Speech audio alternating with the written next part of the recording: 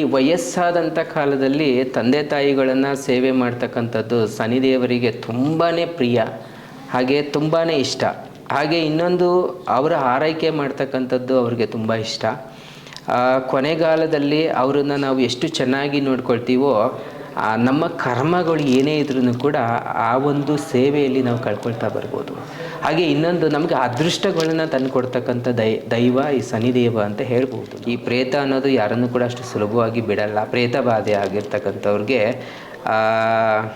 ಮೈಯೆಲ್ಲ ಭಾರ ಆಗ್ತಕ್ಕಂಥದ್ದು, ಹೊಟ್ಟೆ ನೋವು, ಹೊಟ್ಟೆಯಲ್ಲಿ ಏನೇನೋ ಓಡಾಡ್ದಂಗೆ ಆಗ್ತಕ್ಕಂಥದ್ದು. ಆಮೇಲೆ ಮನೆಯಲ್ಲಿ ನಾವು ಒಬ್ಬರೇ ಕೂತ್ಕೊಂಡಿದ್ದಾಗ ನಮಗೆ ಯಾರೋ ನಮ್ಮ ಪಕ್ಕದಲ್ಲಿ ಇನ್ನೊಬ್ಬರು ಕೂತಿರೋ ಥರ ಫೀಲ್ ಆಗ್ತಕ್ಕಂಥದ್ದು.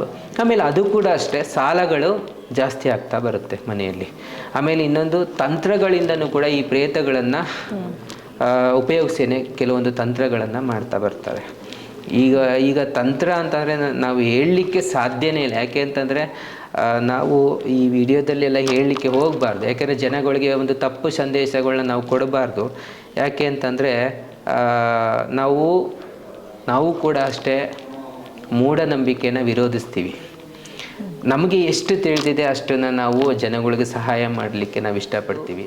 ಈ ಒಂದು ಕ್ಷೇತ್ರ ನಂಬಿಕೆಯ ಕ್ಷೇತ್ರ ಅಂತ ಹೇಳಲಿಕ್ಕೆ ಇಷ್ಟಪಡ್ತೀವಿ, ಪವಾಡಗಳ ಕ್ಷೇತ್ರ ಅಂತ ಹೇಳಲಿಕ್ಕೆ ಇಷ್ಟಪಡ್ತೀವಿ.